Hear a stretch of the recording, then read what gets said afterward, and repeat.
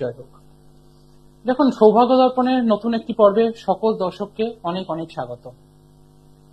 আজকের এই পর্বটি শুধুমাত্রই মায়েদের জন্য। যখন পিতামাতাকে যদি, বাবা মাকে যদি সুখে শান্তিতে রাখা যায়, তাহলে সেক্ষেত্রে অবশ্যই নির্দিষ্টভাবে বলা যায় যে ঈশ্বরও তাতে কিন্তু সন্তুষ্ট হন। দেখুন, মায়ের কোনো বিকল্প কিন্তু হতে পারে না, এবং সেই কারণে আজকের এই পর্বটি, অর্থাৎ এই যে নীলষষ্ঠীর পর্ব, এটা শুধুমাত্র মায়েদের জন্য। তার কারণ বাবা মায়ের যে বা পিতামাতার তার সন্তানের প্রতি যে অনুকম্পা বা তাদের চাহিদা বলতে কিন্তু কিছু থাকে না, এবং মায়ের কোনো কিন্তু বিকল্প হতে পারে না। তো এই কারণে পিতামাতা সবসময় চান যে তার সন্তান যেন সবসময় সুখে শান্তিতে বিরাজ করেন, এবং এই সুখে শান্তিতে তারা যাতে থাকতে পারে তারা কিন্তু সর্বোৎকৃষ্টভাবে চেষ্টা করে থাকে। এবং পিতামাতার এই যে সবসময় তার সন্তানের যে সবসময় চান যে তার সন্তান যেন সর্বোৎকৃষ্ট এবং তার সঙ্গে সঙ্গে যেন জীবনে সুপ্রতিষ্ঠা লাভ করতে পারে, এবং তার জন্য তারা কিন্তু কোনো তাদের খামতি রাখেন না, এবং তারা সম্পূর্ণরূপে এগিয়ে যেতে, তাদের সন্তানরা যাতে এস্টাবলিশমেন্ট পায় এবং সেটা যেন একদম সর্বোৎকৃষ্ট হয় সেই চেষ্টা কিন্তু তারা সর্বক্ষণ করে চলেন। তো সেই কারণের জন্যই কিন্তু সবসময় কথা বলা যায় যে যে কোনো সব ক্ষেত্রে পিতামাতার যে ভূমিকা, সেই ভূমিকা কিন্তু অনস্বীকার্য, এবং সেই কারণেই তারা কিন্তু সন্তানের জন্য তা একবারও কিন্তু পিছপা হন না, যে তাদের জন্য তাদের যে এগিয়ে যাওয়ার ক্ষেত্রে তারা যে ফিজিবল ভাবে তারা যে সাহায্য করেন বা তাদের যে অনুকম্পা, সেই অনুকম্পা কিন্তু কোন রকম কিছু হয় না। সেই কারণের জন্য আজকের এই নীলষষ্ঠী পর্ব শুধুমাত্র মায়েদের জন্য। তার কারণ সন্তানের যে বিষয় যখন আসে, তখন কিন্তু মায়েদের যে তাদের যে ভূমিকা বা তাদের ভক্তির যে কোনো অভাব, সেটা কিন্তু কোন রকম ভাবে দেখা যায় না, এবং তাদেরকে কিছু নতুন করে বলারও থাকে না। এবং মায়েরা কখনোই কিন্তু তার সন্তানের থেকে কোনো কিছু রিটার্ন বা তার যে ফেরত পাওয়ার কোনো কিছু আশা কিন্তু করেন না, এবং সেই আশা নিয়েও তারা করেন না। তো আপনাদের হয়তো মনে আছে যে অন্নপূর্ণা ঈশ্বর পাটনি, সেই যে একদম বিখ্যাত উক্তি, যখন দেবী অন্নপূর্ণা ঈশ্বরী পাটনিকে যে চেয়েছিলেন যে তুমি কোনো বর চাও, সে কিন্তু সে একটা বরই চেয়েছিল যে আমার সন্তান যেন থাকে দুধে ভাতে, অর্থাৎ তার সন্তান যেন সর্বোৎকৃষ্ট ভাবে ভালো থাকে, সুখে শান্তিতে প্রতিষ্ঠা লাভ করে। এটাই যে কোনো বাবা মায়ের বা পিতামাতার কিন্তু ঐকান্তিক একটা ইচ্ছা বলুন, এবং তার জন্য তারা সম্পূর্ণভাবে কিন্তু প্রচেষ্টা করেন। সেই কারণের জন্যই এই যে নীল ষষ্ঠী, এই নীল ষষ্ঠীর পূজা, এই নীলের যে পূজা, এই নীলের পূজা কিন্তু আলটিমেটলি শুধুমাত্র সন্তানের জন্যই, এবং এই সন্তানের জন্যই যে নীলের ষষ্ঠী, এই নীলের পুজো যদি করা যায়, তাহলে কিন্তু সন্তানের ক্ষেত্রে যে বিভিন্ন ধরনের যে অবস্টাকলস গুলো হয়, সেই অবস্টাকলস গুলো কিন্তু অনেকটা তারা প্রতিহত হয়, এবং সে তার যে অবস্টাকলস গুলো, সেই অবস্টাকলস গুলো কিন্তু সে অনেকটা প্রতিহত করতে পারে। এবং সেই কারণেই কিন্তু আমাদের যে আপনি যদি শিবপুরাণকে ঘাটেন, তাহলে সেই শিবপুরাণ দেখতে পাওয়া যাবেন এই নীলের ব্রত যদি করা যায়, সেখানে কিন্তু সন্তানের সুখপ্রাপ্তি এবং তার সঙ্গে সঙ্গে সন্তানের যে উন্নতি সাধনে কিন্তু এই নীলের যে পুজো, এই নীলের পুজোর মাধ্যমে কিন্তু হয়ে থাকে। এবং এই নীলের পুজো সবচেয়ে গুরুত্বপূর্ণ। আপনাদের যা রীতি, সেটা অবশ্যই করবেন, কিন্তু তার সঙ্গে বিশেষ কিছু উপাচার যদি করতে পারি, যে উপাচার করলে আমাদের জীবনে এবং তার সঙ্গে সন্তানের আরো উন্নতি হতে পারে, তাহলে সেক্ষেত্রে সেই জন্যই কিন্তু আজকের এই সৌভাগ্য দর্পণ অনুষ্ঠান, এবং যেটা দীর্ঘদিন ধরে আপনাদের কাছে সবসময় সঠিকভাবে উপস্থাপন করার চেষ্টা, যাতে আপনারা জীবনে সঠিক জায়গাটাকে খুঁজে পান এবং সঠিকভাবে জীবনে তার জীবনকে ব্যবহার করতে পারেন। দেখুন, নীলের পুজোর মূল উদ্দেশ্যই হলো কিন্তু সন্তানের উন্নতি, সন্তানের বিভিন্ন অবস্টাকলস ক্ষেত্রে আটকে দেওয়া, এবং তার সঙ্গে সঙ্গে তাদের সার্বিক উন্নতি। এবং এখানে যা কিছু সন্তানের জন্য, আর সন্তানের ক্ষেত্রে যখন কোনো বিষয় আছে, তখন কিন্তু পিতামাতারা মায়েরা ক্ষেত্রেও যে নো কম্প্রোমাইজ অ্যাকসেপ্ট করে চলে যান। সুতরাং সেই কারণেই এই নীল ষষ্ঠী বা নীলের ব্রত কিন্তু খুব গুরুত্বপূর্ণ। এই নীলের ব্রত দিনে আপনাদের যা উপাচার, সেটা তো আপনারা করবেন। এর সঙ্গে সঙ্গে নীলের ক্ষেত্রে, নীলের ব্রত পালনে সবচেয়ে গুরুত্বপূর্ণ হলো নীলের বাতি। কারণ এই নীলের বাতি হচ্ছে প্রধান, এবং এই নীলের বাতি যদি দেওয়া হয়, তাহলে সেক্ষেত্রে সন্তানের সৌভাগ্য বৃদ্ধি পায়, সন্তানের উন্নতি সাধন হয়, তার আয়ু বৃদ্ধি পায়, এবং তার সঙ্গে তার জীবনে যে সমস্ত অবস্টাকলস চলছে, সেই অবস্টাকলসটা কিছুটা হলেও কিন্তু প্রতিহত হয়। এই নীলের বাতি, অর্থাৎ আমি আমার প্র্যাকটিস লাইফে দেখেছি, এবং আপনারা শিবপুরাণে যদি দেখেন, তাতে একটুখানি পাতা উল্টালেই দেখতে পাবেন যে তাতেও কিন্তু এই নীলের বাতির কথা কিন্তু উল্লেখ রয়েছে। এবং এই নীলের বাতি, অর্থাৎ নীলকে পুজোর দিনে নীলের বাতি দিতে হয় এবং সেটা সন্ধ্যাবেলা দিতে হবে এবং সেটা অবশ্যই কোনো সাদা বাতি না, নীলের বাতি জ্বালাতে হয়, মানে যে কোনো একটা বাতি জ্বালিয়ে ফেললাম সেখানে কোনো ভক্তি থাকবে না এমন কিন্তু নয়, ভক্তি সহকারে মহাদেবের কাছে অর্পণ করতে হবে এবং সেই বাতিটা অবশ্যই নীল রঙের হতে হবে। যদি কারো ক্ষেত্রে সাদা বাতি পান, হয়তো নীল বাতি সংগ্রহ করা সম্ভব হচ্ছে না, তাহলে আমাদের বাড়িতে মোটামুটি সকল বাড়িতেই মোটামুটি ভাবে ব্লু থাকে, তো এই সাদা বাতির মধ্যে সেটাকে ব্লু ফেলে ব্লু দিয়ে তার মধ্যে যাকে একটু নীলাভ করে নেবেন, নিয়ে সেটিকে অর্পণ করবেন বা জ্বালাবেন। অর্থাৎ নীলের বাতি এখানে নীল রঙের হতে হবে এবং তার সময় হবে 6:37:46 থেকে 12ই এপ্রিল নীলের পুজো। এই দিন সন্ধ্যাবেলা 6:37:46 থেকে 8:52:39।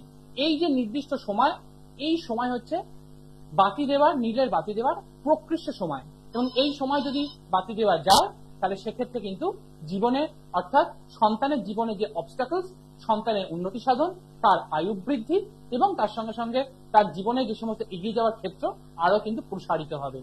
এবং অবশ্যই এই নীলের বাতি কিন্তু এখানে খুবভাবে গুরুত্বপূর্ণ এবং এই নীলের বাতি যদি সঠিক সময় প্রদান করা যায় তাহলে সন্তানের উন্নতি কিন্তু অবশ্যম্ভাবী। আজকে আমরা প্রথম বন্ধুকে নিয়ে আমরা আবার আলোচনা করব। হ্যালো। হ্যাঁ, কে বলছেন, কোথা থেকে বলছেন? আমি আওয়া বালি থেকে বলছি। আমি অঞ্জলি বন্দ্যোপাধ্যায় বলছি। আমি আমার মেয়ে বিজা বন্দ্যোপাধ্যায় সম্পর্কে জানতে চাই। আচ্ছা, মেয়ের ডেট অফ বার্থ? মেয়ের ডেট অফ বার্থ হচ্ছে 1 সেপ্টেম্বর 1998। 1 সেপ্টেম্বর 1998। হ্যাঁ। সময়টা বলবেন? সময় হচ্ছে সকাল 7:51। সকাল 7:51 AM, 7:51 AM। জন্মস্থান? জন্মস্থান হাওড়া।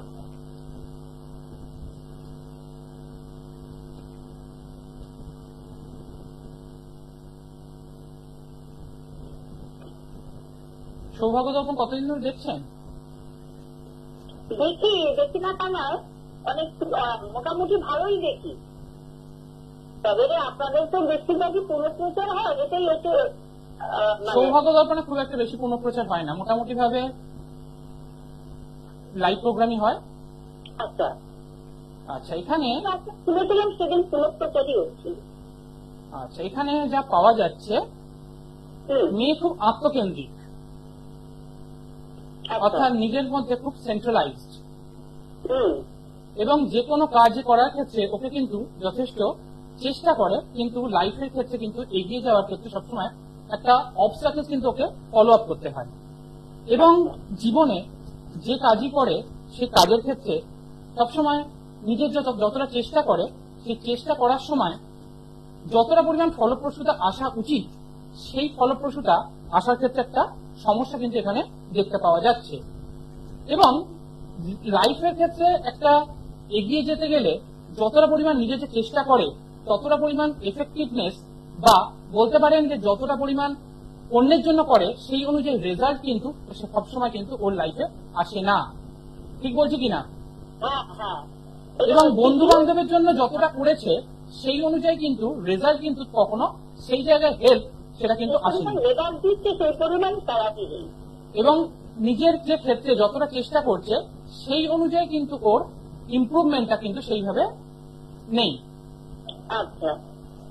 এবং এখানে যা পাওয়া যাচ্ছে, এখানে লগ্ন পাওয়া গেছে কন্যা লগ্ন এবং রাশি পাওয়া গেছে এখানে শনিযুক্ত অবস্থায়, ফলে সব কাজের ক্ষেত্রে একটা এখানে ডিলেনেস তৈরি হয়েছে। এবং ষষ্ঠস্থ কেতু, এই ষষ্ঠস্থ কেতু থাকার ফলে অর্থাৎ আপনার ক্ষেত্রে একদম নির্দিষ্ট বলা যায় যে আপনাদের ক্ষেত্রে জ্ঞাতি শত্রু কিন্তু অবশ্যম্ভাবী রয়েছে এবং বিশেষ করে কর্মক্ষেত্রে ও যতটা কাজ করে সেই অনুযায়ী ওর যতটা সুনাম হওয়া উচিত সেই সুনামটা কিন্তু ওর নেই। এবং এখানে রাহু শুক্রযুক্ত অবস্থা এবং বুধ যুক্ত অবস্থা বসে রয়েছে, ফলে ডিসিশন মেকিং এর যে পাওয়ারটা, সেই ডিসিশন মেকিং এর পাওয়ারটা জায়গাটা কিন্তু একটা সমস্যা করিয়ে রয়েছে এবং সব সময় সব কথা নিজেকে কিন্তু বলতেও পছন্দ করে না এবং মানসিক ভাবে যথেষ্ট কিন্তু উদ্বিগ্ন। লাস্ট একটা বছর ধরে যথেষ্ট ভাবে কিন্তু মানসিক ভাবে উদ্বিগ্ন। এবং এখানে চন্দ্র পাওয়া গেছে কিন্তু ভরণী নক্ষত্রে, এবং এই চন্দ্র যখন ভরণী নক্ষত্রে পাওয়া যায় তখন লাইফে কিন্তু একটা আপস এন্ড ডাউনস এর মধ্যে দিয়ে কিন্তু যেতে হয়, এবং জীবনের বিভিন্ন ধরনের বিবিধ সম্পর্কের মধ্যে থেকেও কিন্তু ওকে অনেক কষ্ট কিন্তু পেতে হয়েছে, ঠিক কি না বলুন? হ্যাঁ হ্যাঁ হ্যাঁ। এবং বর্তমানেও স্টিল ও কিন্তু খুব একটা ভালো অবস্থা কিন্তু নেই, প্রফেশনালি জায়গা থেকেও নেই এবং ব্যক্তিগত জীবনের ক্ষেত্রেও কিন্তু নেই। এবং এখানে যা দেখতে পাওয়া যাচ্ছে, এখানে রবি শুক্রযুক্ত অবস্থায় বসে রয়েছে, অর্থাৎ একটা দারিদ্র দোষ কিন্তু তৈরি করেছে। এবং এখানে মোটামুটি ভাবে বৃহস্পতি, এই স্বামীকারক গ্রহ, সেও কিন্তু সপ্তম স্থানে বক্রী হয়ে বসে রয়েছে। ফলে বৈবাহিক যে জায়গাটা, সেই জায়গাটার ক্ষেত্রেও কিন্তু একটা সমস্যা কিন্তু থেকে যাচ্ছে, অর্থাৎ ব্যক্তিগত জীবনে কিন্তু একটা টানা পড়েন কিন্তু এখানে কিন্তু দেখতে পাওয়া যাচ্ছে। কিন্তু 2026 সালের পর থেকে প্রফেশনাল জায়গাতে একটা ইমপ্রুভমেন্টের জায়গা কিন্তু পাবে, কিন্তু ব্যক্তিগত জীবনে কিন্তু টানা পড়েনটা কিন্তু আরোই বেড়ে চলবে।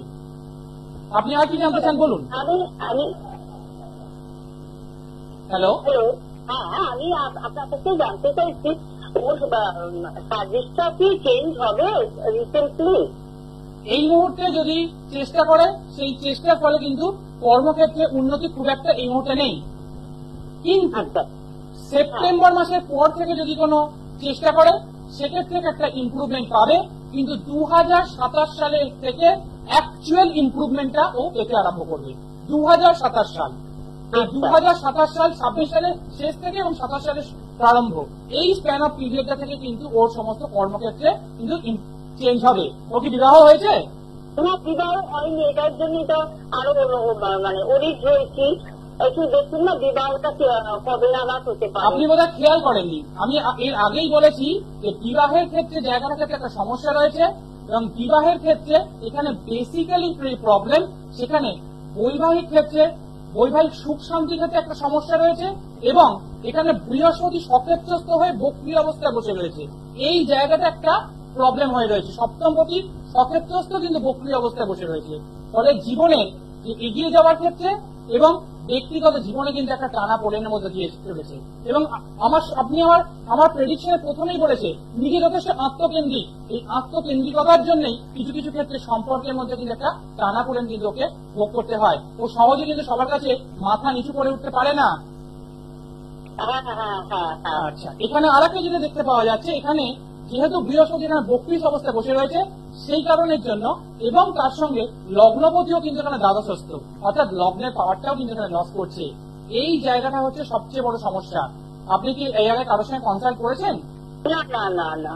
বলবো এই জায়গাটার জন্য ভালো কারোর সঙ্গে কনসাল্ট করুন, এবং সামান্য কিছু জায়গা রয়েছে যে জায়গাটাকে যদি প্রপারলি রেকটিফাই করতে পারা যায়, তাহলে কর্মক্ষেত্রেও কিন্তু বিভৎস পরিমাণে ইমপ্রুভমেন্টের জায়গা কিন্তু ওর কিন্তু রয়েছে, কিন্তু সেটা 2027 সালে। কিন্তু একটা ছোট্ট উপাচার বলবো, প্রতি সপ্তাহে শুক্রবার দিন শিবের পূজা করতে বলুন। প্রতি সপ্তাহে শুক্রবার শিবের পূজা, বিশেষ করে কাল থেকে এটা আরম্ভ করতে বলুন। কাল তো নিজের পূজা আছে, একটা ভালো দিন, এই দিন থেকে যদি পূজা আরম্ভ করতে পারে, এবং অবশ্যই সেদিনকে যেমন জল অর্পণ করবে, তার সঙ্গে সঙ্গে একটা সুগন্ধি ধূপও কিন্তু অর্পণ করবে। শুধু এটুকু করতে বলুন, এবং তার সঙ্গে ভালো কারোর সঙ্গে কনসাল্ট করে, পার্টিকুলার যে জায়গাটা নোট করে দিলাম, এইটার জন্য ভালো কারোর সঙ্গে কনসাল্ট করে এই জায়গাটাকে একটু রেকটিফাই করুন। তা না হলে কিন্তু বৈবাহিক ক্ষেত্রে, ম্যাচিওর হওয়ার ক্ষেত্রে প্রচন্ড পরিমাণে সমস্যা ভোগ করতে হবে। এক, যোগাযোগ তৈরি হবে কিন্তু সেটা ম্যাচিওর হবে না। দ্বিতীয়ত, ব্যক্তিগত জীবনের ক্ষেত্রে একটা বিশাল পরিমাণে আপস এন্ড ডাউনস এর মধ্যে দিয়ে চলবে, বিশেষ করে ভরণী নক্ষত্র। আমি আমার যতদিন চেম্বার প্র্যাকটিস করছি, সেই চেম্বার প্র্যাকটিস লাইফের অবজারভেশন থেকে বলছি, এই ভরণী নক্ষত্রে যাদের জন্ম নক্ষত্র হয়, তাদের ক্ষেত্রে জীবনে কিন্তু একটা আপস এন্ড ডাউন। তার সঙ্গে এখানে লগ্ন হচ্ছে, লগ্নপতি এখানে পাওয়ার লস করেছে। এই জায়গাটা খুব ইম্পর্টেন্ট। এই জায়গাটাকে ভালো করে রেকটিফাই করুন, তাহলে কিন্তু জীবনে উন্নতির জায়গা থাকছে, এবং 2027 সাল কিন্তু জীবনের মোট কিন্তু প্রফেশনাল জায়গা থেকে ঘুরিয়ে দিতে পারে। কিন্তু তার জন্য কিছু সামান্য জায়গা রয়েছে, সেগুলো একটু রেকটিফাই যদি করা যায়, সেক্ষেত্রে কিন্তু ইম্প্রোভাইজেশন হবে। কিন্তু তার জন্য আগে থেকে উপচারটা করুন, এবং তার সঙ্গে সঙ্গে ভালো করার সঙ্গে কনসাল্ট করে এই জায়গাটাকে রেকটিফাই করুন। আশা করি বুঝতে পেরেছেন। হ্যাঁ, বুঝতে পেরেছি। আমি বলছি স্যার, বলছি যে ওর কি লাভ ম্যারেজ হবে না অ্যারেঞ্জ ম্যারেজ হবে? দেখুন, এই বিষয়ে আরো বিস্তারিত জানতে হলে আপনি ভালো কারোর সঙ্গে যোগাযোগ করুন। তবে এখানে যা দেখতে পাওয়া যাচ্ছে, is still in a relationship, এটুকুই বলতে পারি, এবং সেটা আপনি ভালো মতো করে জানেন। সেটা কি পরিপূর্ণতা পাবে না পাবে না? পরিপূর্ণতা পাওয়ার ক্ষেত্রে কিছু সমস্যা রয়েছে। আপনি আমার অবজারভেশনটাকে যদি ভালো করে শুনে থাকেন, এবং আপনি বলার আগেই আমি বলেছিলাম যে একটা আপস এন্ড ডাউনস এর মধ্যে যাবে এবং এই রিলেশনশিপস নিয়েই কিন্তু প্রবলেম রয়েছে এবং সেই কি ধরনের প্রবলেম সেটা এই মিডিয়া হাউসে বসে আলোচনা করার জায়গা নয়, সেটা আপনিও বুঝতে পারছেন আমি কি বলতে চাইছি। আপনার সাথে যোগাযোগ করে নেব, ঠিক আছে। শুধুমাত্র আমাকে কীর্তবোধকের সঙ্গে যোগাযোগ করতে এরকম কোনো ব্যাপার নেই, বহু ভালো অ্যাস্ট্রোলজার রয়েছেন, আপনার যেটা কাছে সঠিক মনে হবে সেই জায়গায় যোগাযোগ করুন, প্রপার গাইডে কি চলুন, কিন্তু সঠিক জিনিসকে নির্বাচন করুন, তবেই জীবনে সঠিক জায়গায় যদি পৌঁছাতে পারেন তবেই সেখান থেকে কিন্তু জীবনে এগোতে পারবেন। তা নাহলে বারবার ধরে প্রতারণার মধ্যে কিন্তু আপনাদের সেই ঘোরাঘুরের মধ্যে কিন্তু বারবার ধরে ঘুরে চলতে হবে। দেখুন আমাদের যে মূল আলোচনা ছিল যে আজকে নীলের পূজা। দেখুন এই নীলের পূজার দিনে আমরা মূলত নীলের বাতি হচ্ছে এখানে মূল এবং এখানে সন্তানের উন্নতি সাধনই হচ্ছে আমাদের কাছে মূল লক্ষ্য। এবং এই সন্তানের ক্ষেত্রে যখনই কোনো প্রবলেম আসে এবং তার ক্ষেত্রে কিন্তু বাবা মায়েরা সবসময় জিরো টলারেন্স ফ্যাক্টর হয়ে যায়, অর্থাৎ তারা কোন রকম কিন্তু কোনো কম্প্রোমাইজ করতে চান না। তো আজকে আরেকটা উপাচারের কথা বলবো, যাদের ক্ষেত্রে দেখছেন যে সন্তানের ক্ষেত্রে বিভিন্নভাবে চেষ্টা করছে কিন্তু তাদের ইম্প্রুভাইজেশন হচ্ছে না, তারা বিভিন্ন ভাবে চেষ্টা করা সত্ত্বেও তাদের ইম্প্রুভাইজেশনের ক্ষেত্রে সমস্যা তৈরি হচ্ছে। ঠিক এই নীলের পুজোর দিনে আপনারা যা আপনাদের পূজা রীতি সেটা অবশ্যই করুন, কিন্তু এর সঙ্গে সঙ্গে একটু পদ্মফুল, অল্প একটু কেশর, একটু আতপ চাল এবং 5 রকমের ফল সহযোগে মহাদেবকে অর্পণ করুন এবং তার সঙ্গে নীলের বাতি দিন। দেখুন না আপনার অবস্ট্যাকলস, সন্তানের যে অবস্ট্যাকলসটা, এই অবস্ট্যাকলসটা কিছুটা কন্ট্রোল হয় কিনা। দেখুন একটা পূজার রীতি, পূজার বিধি এবং তার সঙ্গে উপাচার, এই দুয়ের সংমিশ্রণ কিন্তু একটা অবস্ট্যাকলসকে কিছুটা হলে প্রতিহত করতে পারে, কিন্তু তার যে টোটাল ইম্প্রুভাইজেশন, সেই ইম্প্রুভাইজেশন কিন্তু একটা গ্রহ সংস্কারের মাধ্যমেই সম্ভব। এবং সেই গ্রহ সংস্কার অবশ্যই সঠিকভাবে, সঠিক মাত্রা এবং সঠিক সময় হতে হবে। সবসময় রেমিডিস করে ফেললাম তাতেই ফললাভ হয়ে যাবে তা কিন্তু না, প্রত্যেকটা জিনিসের একটা প্রপার টাইম রয়েছে। সেই সঠিক সময়ে যদি সঠিকভাবে সঠিক প্রয়োগ করা যায় তাহলে সেক্ষেত্রে কিন্তু অবশ্যই সেখান থেকে ইম্প্রুভাইজেশনের জায়গা কিন্তু থাকে এবং যে কোনো ধরনের সমস্যা থেকে আলটিমেটলি বেরিয়ে আসার জায়গা কিন্তু থাকে। কিন্তু তার জন্য সঠিক সময়, সঠিক স্থান এবং সঠিক ব্যক্তিত্বকে আপনাকে চেয়ে নিতে হবে। তা না হলে বারবার ধরে কিন্তু যেরকম চেম্বারে শুনি যে বারবার ধরে সে প্রতারিত হতে হয়েছে, সেই জায়গাটাকে আপনাদেরকে অনুধাবন করতে হবে, আপনাদেরকে বুঝতে হবে। দেখুন এই নীলের বাতির যে কথা শুধুমাত্র সৌভাগ্য দর্পণে আমার অনুষ্ঠানেই আমি বলা আরম্ভ করেছি এবং আমার অনুষ্ঠানে একমাত্র এই কথা বলা হয়। দেখুন কার কতটা জ্ঞান সেটা তার ক্রিয়াকলাপেই বলে দেওয়া যায়, তার জন্য আমি জানি নিজের ভাগ নিজে পেটানোর কোনো প্রয়োজন হয় না। দেখুন সঠিকভাবে যে কোনো চার্টকে, যে কোনো জন্মকুণ্ডলীকে যদি সঠিক পর্যায়ে বিশ্লেষণ করতে পারা যায় তাহলে নির্দিষ্টভাবে বলা যায় যে সেখান থেকে তার ইম্প্রুভাইজেশন, তার যে কোনো ধরনের প্রবলেমকে প্রতিহত আমরা সহজেই করতে পারি। কিন্তু তার জন্য একটা অবশ্যই রুট ম্যাপের দরকার হয় এবং এই রুট ম্যাপটা যখন আপনার ক্ষেত্রে প্রপার হবে তখনই দেখবেন আপনি কিন্তু সঠিকভাবে এগোতে পারছেন। দেখুন আপনি যখন যে কোনো ফ্যাক্টরাইজেশনে সামস করেন, তার যে ফ্যাক্টরাইজেশন যখন করছেন সেই ফ্যাক্টরটাকে যদি প্রপার যে স্টেপস গুলো রয়েছে সেই স্টেপস গুলো অনুযায়ী যদি করেন দেখুন ব্যাপারটা খুব ইজিয়েস্ট ওয়েতে হয়ে যায়। কিন্তু যখনই সেই ফ্যাক্টরাইজেশন করার ক্ষেত্রে আপনি যখন দেখছেন যে ফ্যাক্টরটাকে সঠিকভাবে আপনি অনুধাবন করতে পারছেন না, তখনই কিন্তু সেই অনুধাবন যখনই করতে পারবেন না তখনই কিন্তু সেই সমস্যা কিন্তু অ্যারাইজ করে, ফলে সেই সলিউশন কিন্তু কখনো মিলতে চায় না। সেই জন্য একটা সঠিক জন্মকুণ্ডলী, সঠিক বিচার যদি না হয় তাহলে কিন্তু সেই জায়গা থেকে কখনোই সেখান থেকে ইম্প্রুভাইজেশন হতে পারে না। একটা সঠিক জন্মকুণ্ডলীকে যদি সঠিকভাবে বিশ্লেষণ করতে হবে, তার কারণ একটা জন্মকুণ্ডলী অনেক রাজযোগও থাকতে পারে, তার অনেক দোষও থাকতে পারে। একটা রাজযোগ যেমন জীবনে সবসময় যে আপনাকে ফল দিতে পারে না, সেরকমই একটা যে খারাপ যোগ সেটা সারাটা জীবন ধরেই অবস্ট্রাকল দিয়ে যায় তা কিন্তু না। প্রত্যেকেরই একটা ইম্প্যাক্ট অফ টাইম থাকে এবং সেই ইম্প্যাক্ট অফ টাইমটাকে আপনাকে বুঝতে হবে। এবং বিশেষ করে যাদের ক্ষেত্রে ছাত্রছাত্রীরা, তাদের ক্ষেত্রে জীবনে যে প্রথম পর্যায়, সেই প্রথম পর্যায়ে যদি তার প্রপার যদি অ্যানালিসিসটাকে করে তাকে যদি সঠিক রুট ম্যাপে নিয়ে যাওয়া যায় তাদের ক্ষেত্রে কিন্তু অবশ্যই জীবনে কিন্তু এগিয়ে যাওয়ার ক্ষেত্রে একটা ফ্যাক্টরাইজেশনের যে বাধাগুলো তারা কিন্তু আর পেতে পারে না। তার কারণ এই যে মাধ্যমিক, উচ্চ মাধ্যমিক, যেটা এই যে পরীক্ষাগুলো হবে বা হয়ে গেল মাধ্যমিক, উচ্চ মাধ্যমিক রেজাল্ট বেরোনোর সময়, এরপর কিন্তু একটা ইম্পর্টেন্ট পার্ট হচ্ছে যে ইম্পর্টেন্ট পার্ট সবসময় যে কোন সাবজেক্ট চয়েস করবো। যারা কম্পিটিটিভ এক্সাম দিচ্ছে তাদের ক্ষেত্রে তার কম্পিটিটিভ এক্সামটা কি আদৌ তার এখানে ফ্যাক্টরটা কাজ করছে বা কোন সেক্টরে দিলে তার ইম্প্রুভাইজেশন হতে পারে এই জায়গাটাকে কিন্তু আলটিমেটলি বুঝতে হবে। তা না হলে যদি সঠিক নির্বাচন না হয়, যত চেষ্টাই করুন না কেন, যত রেমেডি আপনি করে ফেলুন না কেন, সেখান থেকে কোনো ইম্প্রোভাইজেশন কিন্তু হতে পারে না। সেই জন্য জীবনে এগিয়ে যেতে হলে একটা অ্যানালিসিস, সঠিক অ্যানালিসিস, সঠিক পর্যায়ক্রমিকতা, সঠিক উপাচার, সঠিক সময়ে প্রয়োগ এবং সঠিক রেমেডি, তাতেই কিন্তু জীবনে উন্নতি হতে পারে। আদারওয়াইজ জীবনে কখনোই উন্নতি হতে পারে না। তাতে আপনি লক্ষ লক্ষ কোটি কোটি টাকা রেমেডি করে ফেললেও, আপনি যত তাবড় থেকে করে ফেললেন, তাতে হবে না। তা কিন্তু সঠিক জায়গা আপনাকে বুঝতে হবে, যেখানে দরকার, যে জায়গাটা রেক্টিফিকেশন দরকার, সেই জায়গায় রেক্টিফিকেশন করতে হবে, তবেই সেখান থেকে ইনফরমেশন পাবেন। আজকে আমাদের দ্বিতীয় বন্ধুকে নিয়ে আমরা আবার আলোচনা করি। হ্যালো, কে বলছেন, কোথা থেকে বলছেন? হ্যাঁ, নমস্কার, আমি বালুরঘাট থেকে কথা বলছি। আমি মেয়ের বিষয়ে জানতে চাইছি। মেয়ের নাম? Soumili Chowdhury, 22/2001। 22 April 2001। 22 August. 22 August. হ্যাঁ হ্যাঁ 2001। হ্যাঁ, টাইম? সকাল 11:45 চন্ডিগড়। সকাল 11:45 চন্ডিগড়।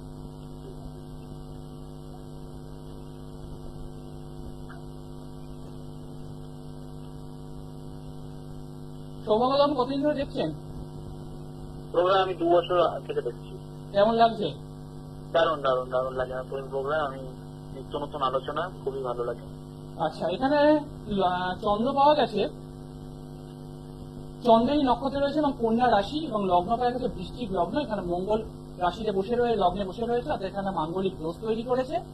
এবং এখানে অষ্টমস্ত রাহু বসে রয়েছে, এবং অষ্টমস্ত রাহু সে বৃহস্পতি যুক্ত আছে, গুরুজঞ্জালী দোষ তৈরি করেছে। এবং এখানে তৃতীয়পতি, চতুর্থপতি এবং পঞ্চমপতি, এই পঞ্চমপতি কিন্তু একটু পীড়িত অবস্থা বসে রয়েছে। ফলে নিজের যে জীবনে পার্টিকুলার যে ফলপ্রসূতা, সেই ফলপ্রসূতার ক্ষেত্রে কিন্তু একটা সমস্যা কিন্তু থেকে যাচ্ছে। কিন্তু মেয়ের হাতের কাজ বা যে কোনো আর্টিস্টিক ধরনের কাজের ক্ষেত্রে কিন্তু যথেষ্ট পরিমাণে ভালো। রবি এখানে বুধ যুক্ত অবস্থায় একটা বুধাদিত্য যোগ তৈরি করেছে, ফলে যে কোনো কাজের ক্ষেত্রে কিন্তু যথেষ্টভাবে ইম্প্রোভাইজেশন কিন্তু এখানে পাওয়া যাবে। কিন্তু এখানে শুক্র একটু পীড়িত অবস্থা বসে রয়েছে, ফলে নিজের প্রপার ফ্লারিশমেন্ট হওয়ার ক্ষেত্রে কিন্তু একটা সমস্যা থেকে গেছে। কিন্তু এখানে যেহেতু দেখা যাচ্ছে যে বুধের যে পাওয়ারটা, সেই পাওয়ারটা কিন্তু যথেষ্টভাবে বৃদ্ধি পেয়েছে। এই বুধের পাওয়ারটা বৃদ্ধি পাওয়ার ফলে ওর কিন্তু যথেষ্টভাবে শিক্ষার জায়গাটা যতটা দিন যাবে ইম্প্রোভাইজেশন হবে, কিন্তু যতটা নিজে প্রচেষ্টা করবে, সে প্রচেষ্টা অনুযায়ী রেজাল্ট কিন্তু আসার ক্ষেত্রে একটা সমস্যা কিন্তু ওর কিন্তু থেকে যাবে।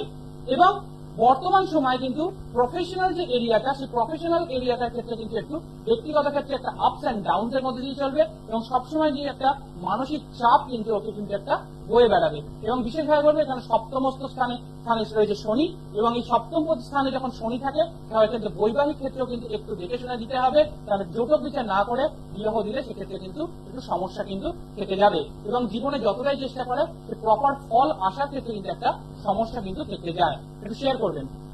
হ্যাঁ, একদম ঠিক বলেছেন। আমি এরকম বিবিএ করছে, তো কি ভবিষ্যতে কোনো কেরিয়ারের ব্যাপারটা একটু যদি বলতেন।